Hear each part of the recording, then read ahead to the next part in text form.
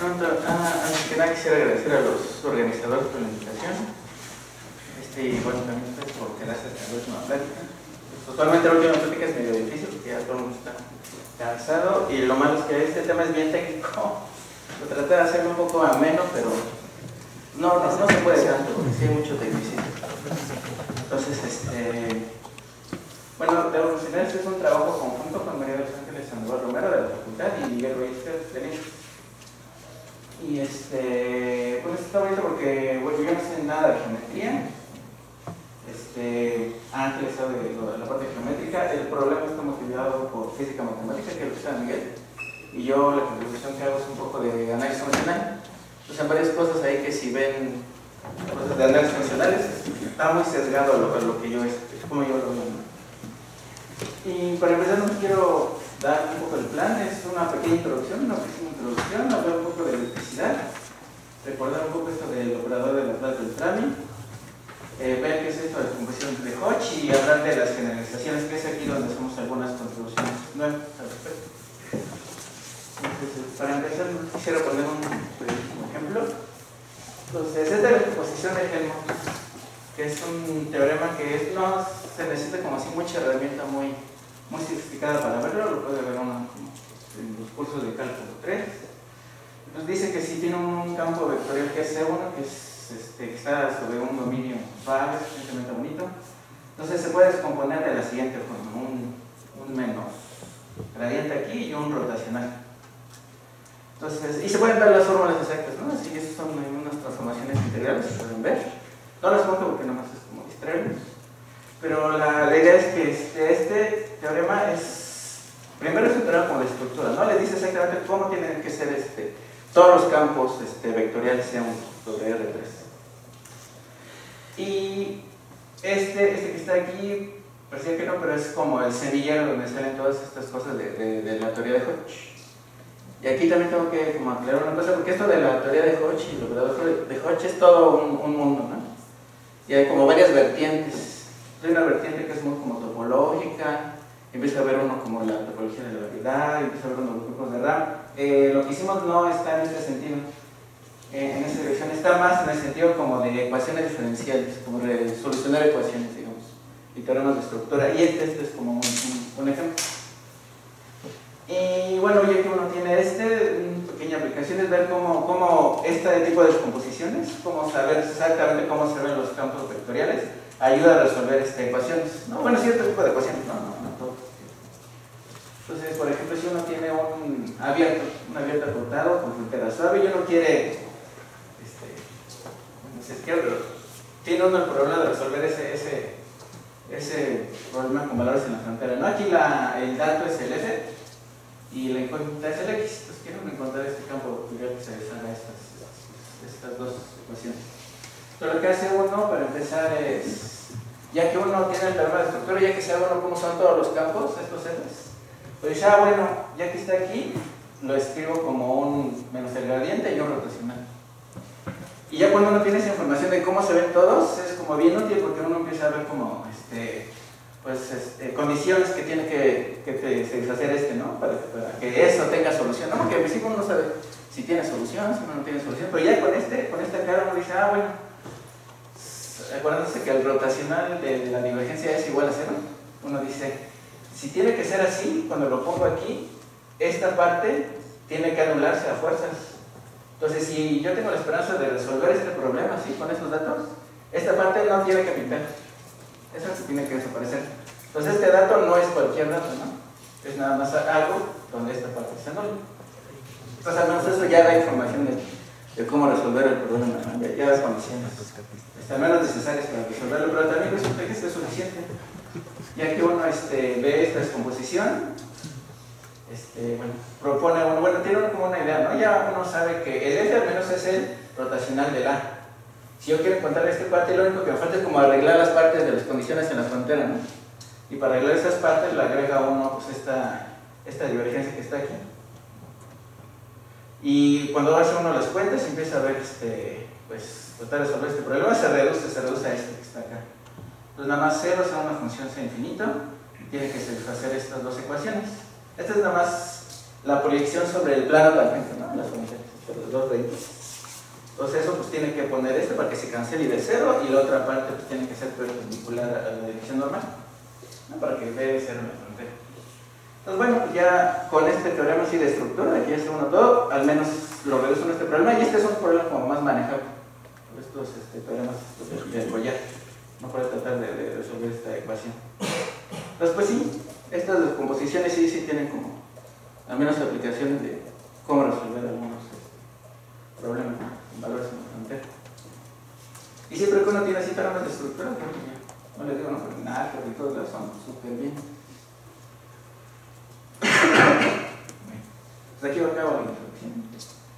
Entonces, de esta parte como de ecuaciones, uno siempre tiene como, les digo, todo este problema es como motivado para resolver como ecuaciones. Y la parte siempre como más pues, difícil es que uno siempre tiene el kernel, ¿no?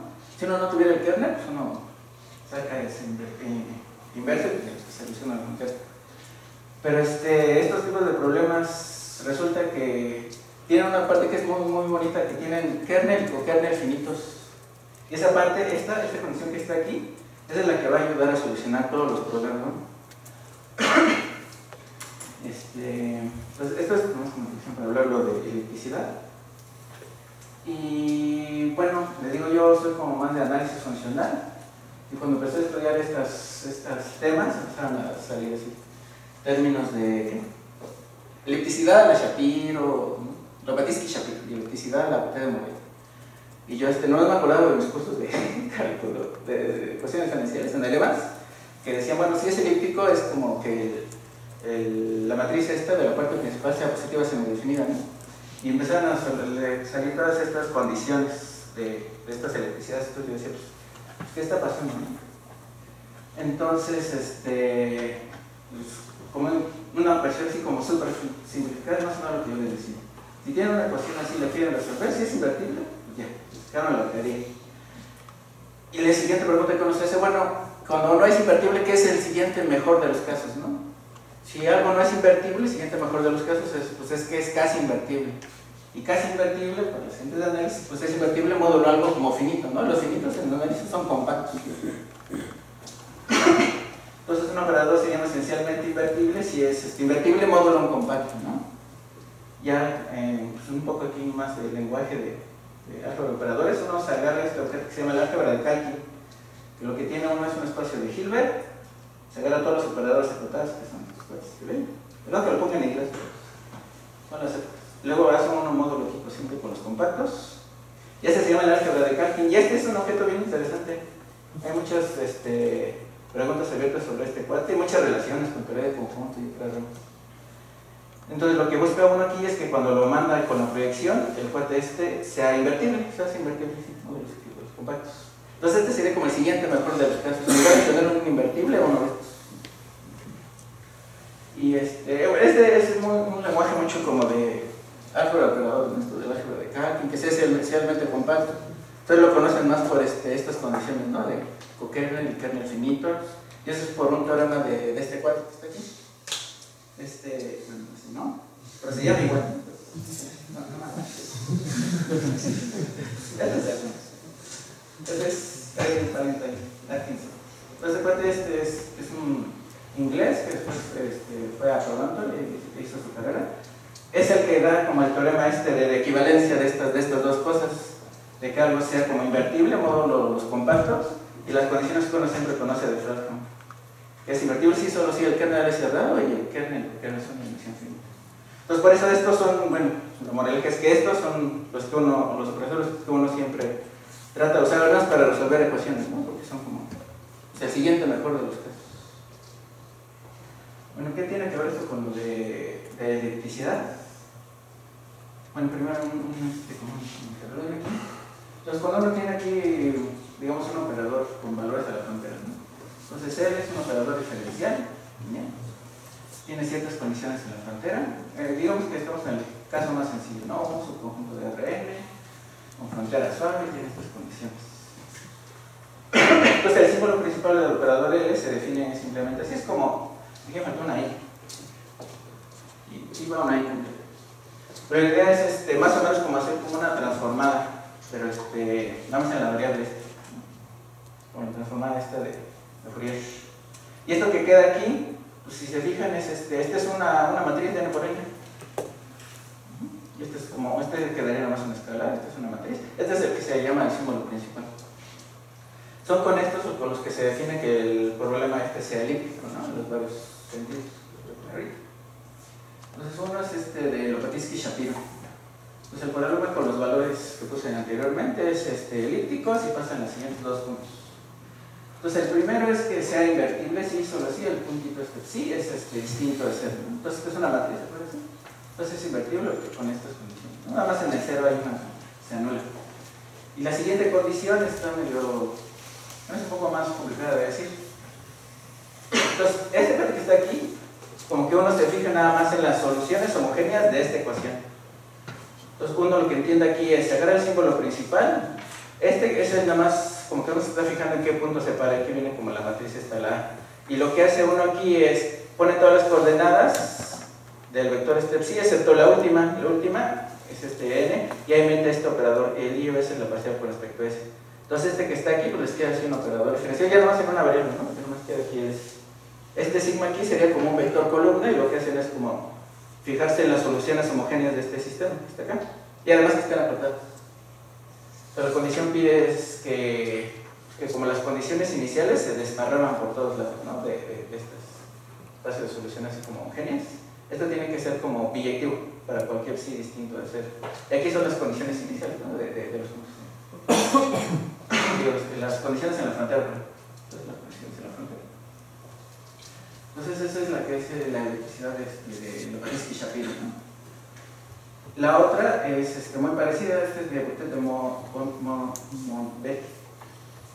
La primera es igualita y la segunda es muy parecida a la otra, no es que aquí se fija ya no son las soluciones homogéneas, sino en todas las soluciones que están aquí en este espacio de Schwartz, ¿no? Las funciones que hay rápidamente, ¿no? Desde 0 hasta infinito. Y lo único que pide es casi exactamente lo mismo, excepto que estas ahora se desparraron por todos lados.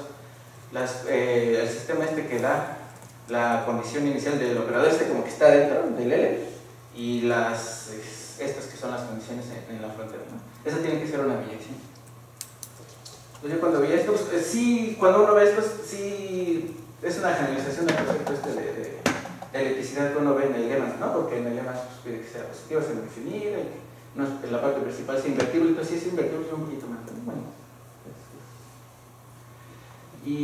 pero ya he visto con este teorema que les digo de los operadores de Fredholm, está este teorema que como que ya da un poco más de luz en el asunto que tiene uno operador, ahorita vamos a explicar qué es todo esto, pero tiene un operador, ¿no? Que este principio es el laplaciano, este es el normal, de la diferencial y consigue del normal. Tiene uno operador. Entonces este va a ser elíptico con las condiciones que yo les dije. Sí, solo si es Fredholm. Pues bueno, ya uno ve cómo está. ¿Por qué uno se fija más o menos en problemas de este tipo, ¿no? Elípticos? Porque dan menos condiciones para que las tenga uno como soluciones de las ecuaciones diferenciales. Claro que ser elíptico es un poquito más, ¿no? Porque aquí están estas condiciones. Y bueno, por eso uno también, otra cosa es checar estas condiciones, la de Lopatinski, la de Mover, es un poquito más fácil, ¿no? Que checar esto, que es invertible bajo excepto módulo de operadores compactos. Y bueno, es una equivalencia, la menciona Schwartz en su libro, tiene un libro así sobre la descomposición de Hodge. No me lo menciona, no da la prueba, y la prueba sí es como complicada, ¿no? Menciona todos estos partes. Y los libros ahí se basan en los trabajos de todos ellos. Pues sí, no es sencillo. Entonces ahorita nada más les platico un poco de quiénes son todos estos, ¿no? Entonces, donde estamos trabajando, como el marco donde vamos a trabajar, va a ser pues una variedad riemanniana, va a estar orientada, va a ser completa en el sentido que todas las geodésicas se pueden extender, sí, indefinidamente, o que la métrica dada por eso es un espacio métrico completo, ¿no? Esa va a ser como la variedad ambiente. Vamos a pedir que tenga radio inyectivo positivo para cuestiones de poder definir el mapeo exponencial por todos lados, que eso va a ayudar a definir unos especies de visor más adelante. Y de geometría acotada, porque pues, no nos vamos a restringir después a sus variedades aquí. completas, con frontera, como la ranita esta. Entonces eso nos ayuda a las estimaciones, que tengan geometría acotada. Y básicamente ese es como el esquema, ¿no? Es la variedad grandota como R3 y luego una con frontera compacta. Y pues bueno, después tiene unos sectores usuales. D es la diferencial. El T y N van a ser pues, restringirse a los componentes tangencial y la normal de las formas. Y este es el que es importante, ¿no? El operador de Hodge. Que está aquí, ese es el que mete como la estructura de un poco de producto interior. Y nomás para darles un ejemplo, es un operador que va de las... es como un tipo complemento, digamos. Va de las K formas a las N menos K formas. Está de la siguiente forma, ¿no? Al menos de manera local. Lo que hace uno es agarra un elemento así de los canónicos aquí, de esta forma. ¿Y a dónde lo mando? Lo va a mandar, o sea, complemento, digamos, si yo tengo esta de dimensión 6 y agarro aquí, digamos que tenga nomás dos índices, esta y acá, una dos forma, lo que hace simplemente se queda con el complemento, con esos tres. Y los pone así, en ese mismo orden, ¿no? Para que sea creciente, y no me le cambio aquí un signito. Y ese signo depende de si esta base, la que quede juntando los negros y después enseguida los rojos, es positivo o negativo. Orienta. Pues si es negativo le ponen -1, si es positivo le ponen 1. Y es como el operador de Hodge. Igual como mucho por aquí de las formas. Ya con se puede definir un producto interior. Así. Aquí estas dos serían una K forma, cuando lo mando acá sería una N menos K forma, ya cuando hago el producto, la cuña, ya se hace una N forma, ¿no? Y esa es la que integro sobre toda la vida. Entonces eso define un producto interior, que es el que se usa mucho para la descomposición de todas las descomposiciones que como son ortogonales se hace con respecto a este producto.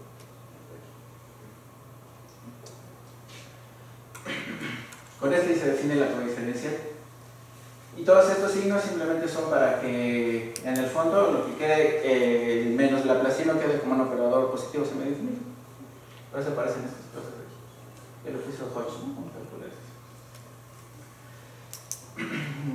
Esta es la fórmula de Green, se usa varias veces. Y esta más la puse principalmente porque sale una cosa bastante interesante. Cuando uno tiene aquí la diferencial, pues es un operador, ¿no? Que va de omega K a omega K más 1. Y si uno se pregunta quién sería como el transpuesto, quién sería como el adjunto de esta fórmula nos da la respuesta. Si estuviéramos en una variedad pero que no tuviese frontera, este término se va a anular.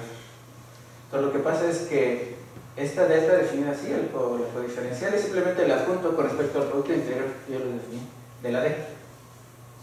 Entonces básicamente, ¿por qué se define el producto de Hodge así con las estrellitas? Pues para que sea como, al menos en este caso, sea el adjunto de la diferencial con respecto a ese producto interior.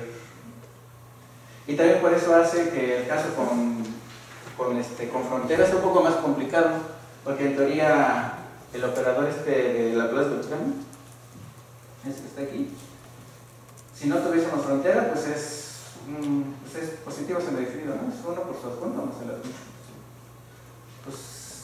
Entonces en el caso de sin frontera esto se hace como mucho más fácil. Y si no, si hay como cosas, hay técnicas que están ahí instaladas en la oficina. Bueno, ya después de este recordatorio uno se fija, los problemas que nos van a interesar son estos que están aquí, ¿no? Laplaciano con las condiciones de Neumann y con las condiciones de Dirichlet, estos espacios. Y por estas formulitas que están aquí, pues uno básicamente es como es equivalente a la como apuntar de cierta forma. Entonces, uno no se restringe a uno, ¿no? Hicimos de Neumann. Claro que aquí, bueno, aquí el problema es que estos espacios que están aquí, nada más de las dos formas, pues no van a tener todas las soluciones que uno quiere. Lo que tiene que empezar a hacer uno aquí es tomar el laplaciano, pero en los espacios estos de Soule. Lo que hace uno es fija un P, en general es mayor o igual que 2. S, un natural positivo. En principio se va a generalizar más adelante para un número real positivo. pero por ejemplo en los trabajos que hace Schwartz al principio para generalizar la descomposición de Hodge, utiliza estos parámetros. Y uno utiliza este es el bueno.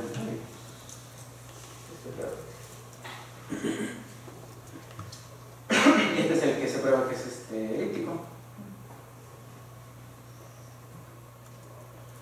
Entonces la primera parte es ver estas regularidades, ¿no? ¿Qué tanto, una parte que nos interesaba es ver qué tantas derivadas ganan, ¿no? Las soluciones. Este es como el teorema clásico. Entonces uno se empieza fijando en este espacio que está aquí. Son las funciones que son, débilmente diferenciables. La derivada debe estar otra vez en L2. Y pues que se anulan. La diferencial, la codiferencial, y como estamos restringiendo nada más al espacio de Neumann, pues que NW sea igual a 0. Esta parte que está aquí va a jugar el papel del ejemplito que yo les puse al principio, del laplaciano de phi igual a 0. Este va a ser como este espacio. Entonces nos tenemos que fijar en cosas que estén con el complemento ortogonal de este espacio para poder encontrar soluciones a los problemas estos de laplaciano de Neumann. Entonces el primer teorema es este que está aquí, es como clásico.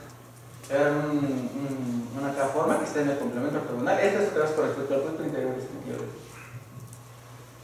Entonces tiene una solución, digamos, que se llama potencial de Neumann, y dice que gana regularidad.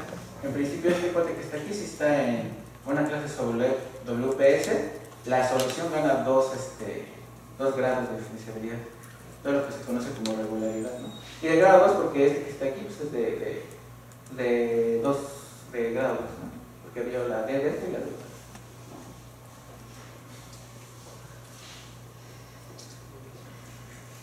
Y ahora sí ya nomás uno se fijan estas formas que son las exactas, las subexactas y las armónicas con estas condiciones, y uno puede dar esta composición de Hodge. Entonces el operador del espacio aquí nos estamos fijando en las K-formas, pero que son cuadrados integrales con este producto interior. Entonces se van a componer como una suma ortogonal de los siguientes espacios. Estas, y aquí la cerradura en de las campos armónicos. Es como el teorema. Entonces lo que nosotros empezamos a ver es ver cómo se generalizaban este tipo de descomposiciones. Ya para no funciones que sean cuadradas integrables, sino que escriban primero vimos lo que hacía Schwartz, que es en espacios de Sobolev. Entonces en los espacios de Sobolev lo que hace uno simplemente es como muy directo, al menos la enunciación del teorema. Muy directo, lo que hace uno es se fija en las funciones que son las exactas, que vivan en la clase que uno quiere, ¿no? De PS, las exactas, y lo mismo con los campos armónicos. Y el teorema se sigue, este es el que prueba Schwartz en su libro. Se vuelve a descomponer de manera como suma directa de estos tres espacios, ¿no? Las exactas y los campos armónicos. Entonces este es como el punto de partida, ¿no? Donde empezamos a ver. Y empezamos a ver cómo qué trabajo se había hecho, ¿no? Qué otras composiciones se tienen cambiando por los espacios. Entonces, pues, sí hay mucha literatura al respecto. El primero, ese es el que les digo, este es un libro de Schwartz, que es donde hace toda esta descomposición de los espacios de descomposición de Hodge, pero para espacios de Sobolev. Después había otro, de Johnson, empieza a hablar también de los problemas elípticos y prueba que ciertas, como enlaces, tiene electricidad y irregularidad, usando esta noción de electricidad de Moore. Y lo hace primero como en semiplanos, de los CRN más cerrados, semiplanos cerrados, y después al final como que lo hace, nos manda así como notas, se hace más o menos lo mismo para haces vectoriales, por cierto, tipo de variedades. Entonces, bueno, vimos un poco cómo se hacía. Usamos sus resultados para extender algunos las composiciones de Hodge. También estos que están aquí son también descomposiciones. Ya estos que están aquí, les digo, se hacen más sobre semiplanos cerrados. los de Mitrea, estos artículos, ya empiezan a hablar de la descomposición de Hodge, pero ya sobre variedades riemannianas. Pero aquí el problema es que lo hace para dimensiones 3, por ejemplo. Sí, da buenos cuotas y descomposiciones, pero sí es un poco limitado. Usa nada más variedad de dimensión 3, que es más o menos de las aplicaciones de física matemática. Y aquí también se empiezan a hablar, pero aquí son de estos dominios Lipschitz. Sí, por ejemplo, define esto del operador traza. Y este que está aquí, estos son 3 volúmenes de este cuate que es Trivel, que es de los espacios de Sorkin-Trivel, que es donde él empieza como a definir, a tratar de generalizar los espacios estos de Sobolev a espacios más generales, que trata de medir como la suavidad.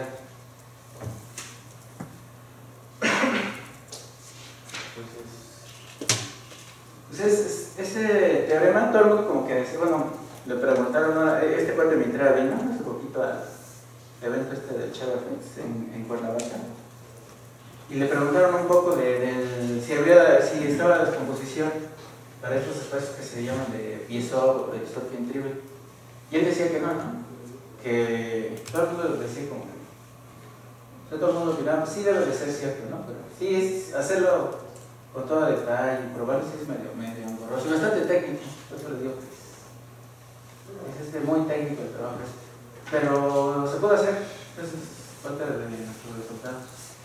¿Qué tal es? Pero la descomposición de Hodge, esta de formas exactas, presactas y las armónicas, o sea, la cerradura, pasa también a estos espacios. Entonces, de cierta forma, es como muy emocionante, nada sorprendente, pero al menos sí es algo nuevo que no se había hecho. Igual que antes, estos espacios se definen como las intersecciones, con estos espacios que están aquí. Y estos son también los que mencionó Víctor en la mañana, de los espacios de Biesov y los de Sorkin. Pues más o menos yo no me les quiero platicar un poco, igual no las pruebas, que son bastante técnicas, pero los problemas ahí que encontramos, que es más o menos como los solucionamos. Y bueno, les presento esto de los espacios de Sorkin-Trivel. Y pues sí, cuando uno nos presenta eso, sí están medio feos, porque son muchas condiciones. Por ejemplo, los de B, pues son las distribuciones esas que están ahí, donde tiene esa suma, ¿no? Entonces aquí lo que hace uno, pues agarra las distribuciones, aquí se agarran las transformadas de Fourier de estos cuates, y las transformadas inversas. Entonces en cada uno de estos cachitos, agarra uno la norma LP, le eleva la Q y quiere que esta suma sea finita, ¿no? Y algo muy parecido es esto de los espacios de Sorkin-Trivel. No más que ahora la norma LP está como afuera. Y bueno, aquí está esta cuestión técnica de esta partición diárica de la unidad, que es una partición así. Es una partición de la unidad y nomás se fija uno que esté como en estos como esferitos, estos radios. Y bueno, pues, como la moraleja más es algo como así. En principio uno tiene un operador T, ¿no? Digamos como el laplaciano, o 1 menos la identidad menos el laplaciano. Ese va a ser un operador que es no acotado, va a ser positivo semidefinido. Entonces lo que hace uno es, uno siempre dado una función continua le puede asignar a cada operador T este nuevo operador phi de T, que va a estar actuando así. Entonces aquí phi de T nos explica un poquito. Como el operador T es positivo, va a tener una resolución de la identidad, ¿no? Que es este que está denotado por ahí. Entonces este que está aquí simplemente es como una integral, pero en el espacio de Hilbert, que está dada por la resolución espectral, ¿no? Aplicada a la función esta. Entonces esto ya da como una fórmula para calcular este operador valuado en este vectorcito, ¿no? El vectorcito. Y después quién es el dominio de este operador, ¿no? Como este cuate es no acotado y esta función es continua, pues en principio este tampoco tiene que ser acotado, ¿no? Este nuevo operador, el phi de T. Entonces el dominio pues son todos estos vectores, son precisamente los vectores que tienen norma 2 finita, ¿no? Digamos, con esta función phi. Entonces más o menos lo que hace uno cuando trata uno de estudiar estos espacios de Biesov y los de Sorkin-Trivel es como que se agarra estas potencias T a la S, ¿no? La S pues el parámetro positivo. Y aquí ya también puede ser negativo, ¿no? Al principio, no me importa, nomás puede ser un número real. Entonces, esta norma de este vectorcito, si es que todo converge, está en el dominio, va a ser equivalente a esta cantidad que está aquí. Simplemente agarra la función de esta phi y la multiplica por una resolución de la identidad, ¿no? Y les quedan estos otros cachitos que están aquí. Y lo que hace uno es como tratar de controlar como todo el operador en cada uno de estos anillitos. Y controlarlos de manera uniforme para que todo esto sea finito. Más o menos es como la moraleja de estos espacios. Como que descomponen así el operador en cada uno de estos cachitos y controlan, ¿no? Cada uno de estos cachitos de manera uniforme. Y ya pues toda la precisión técnica esto de la transformada de Fourier, transformada de Fourier inversa, pero más o menos es como esto.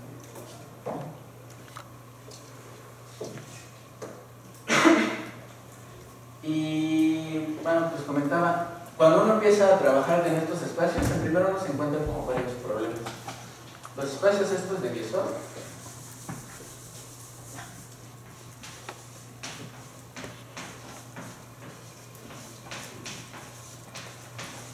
primero se define sobre R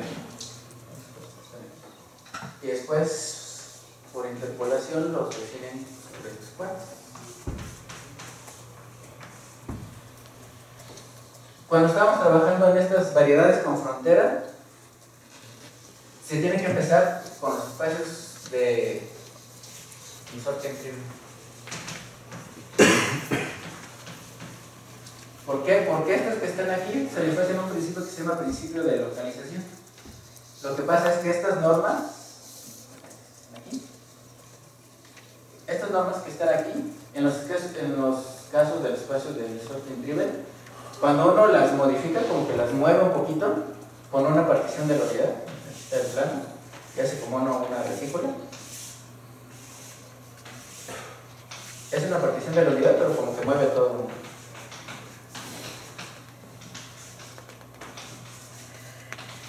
Es como que lo desplaza, ¿no? Entonces, cuando lo desplaza uno con la partición de la unidad, estos que están aquí sí satisfacen que cuando los desplazan les queda una norma que es equivalente a la norma esta original, ¿no? Entonces, en principio, ahí viene el principio de localización. No importa tanto, digamos, qué partición de la unidad usa. En los espacios estos de Biesov, ahí sí importa mucho. Cuando uno cambia de norma, utilizando otra partición de la unidad, la norma que uno tiene en general no queda equivalente. Entonces uno tiene que empezar para definirlos en variedades, uno tiene que empezar con estos.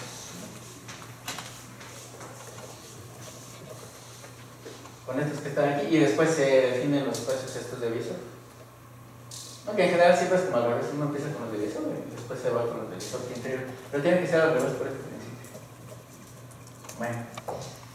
Pues uno define estos. Este es el trabajo de Trivel en el volumen 2 que les digo, empieza a definir los espacios de Biesov-Kentrivel para variedades. Aquí tendré que ponerle D para que coincida con las hipótesis. Entonces van a ser variedades de estas que son, él les llama sigma variedades, que son completas, tienen radio invertido positivo, tienen geometría total, ¿no? Y utiliza una caracterización de estos espacios mediante llaman promedios. Entonces en lugar de usar promedios, lo hace promedios pero usando el marcador exponencial y esto es como que suma todo. Entonces así es como lo define Trivel. Entonces tomamos esta como la definición base y después definimos estos espacios que están aquí. Van a ser un ínfimo de las extensiones. Bueno, la norma.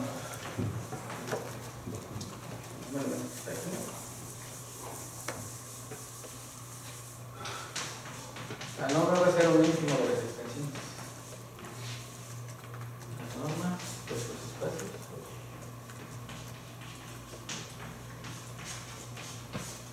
El sentido del sentido de es igual a esto. Esto ya también se hacía, ¿no? Pero hay que checar que esto es realmente da una norma aquí y que es después hay que checar que es invariante bajo cambios de cartas, porque pasamos de las cartas que dan orden exponencial a otras cartas más generales. Entonces, después de que uno lo define, hay que checar eso, ¿no? De que es invariante de Gauss-Clark. Entonces ahí es como más trabajo todavía. Pero todo se sigue. Digo, no es así como muy emocionante, pero pues es pues hay que ser como muy delicado.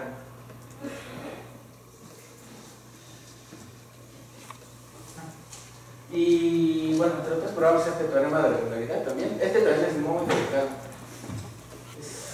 Empiezan con una solución que está en omega 2, en W2.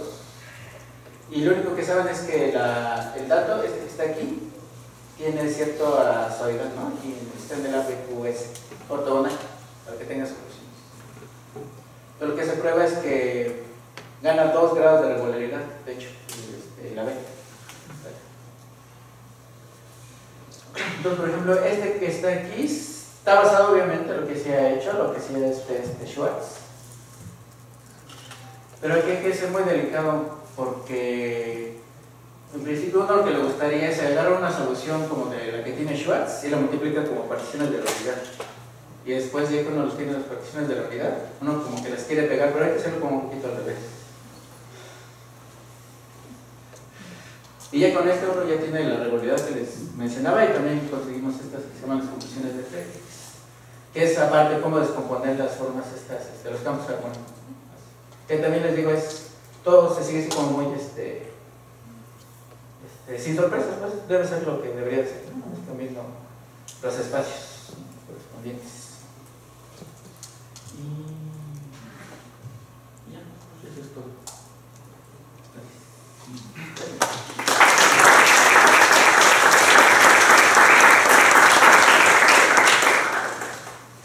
Una pregunta. Sí. La decomposición de Hodge clásico tiene una interpretación también cosmológica. Tiene también en los otros espacios una sentido cosmológico, topológico. Del kernel, por ejemplo. El kernel del operador de la clase Beltrami tiene una... El kernel era de los... ¿cómo se llama? Sí. Los HKM, todos estos... los campos estos de Dirichlet y los de Newman. Ok. Sí, pero bueno, I'll do it in English. So does the dimension of the kernel have any topological meaning for the space? In these other spaces? I'm not sure because we don't work many on topology, but maybe Miguel. Sí, la descomposición de Hodge tiene varios términos. Una parte, la última, es de campos armónicos, pero con condiciones de Dirichlet o de Neumann, para que sean C infinito. Porque si son C infinitos, son de dimensión infinita. La dimensión es igual a la homología de Derram o la homología singular de las K-formas. Estas en K-formas diferenciales que sale la dimensión de la K homología singular con coeficientes en los reales. Eso es lo que te sale. Y eso lo podemos demostrar también. O sea, es parte del trabajo que hicimos.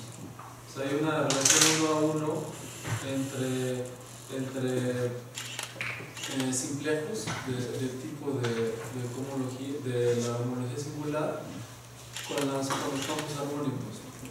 O sea, sí está relacionado.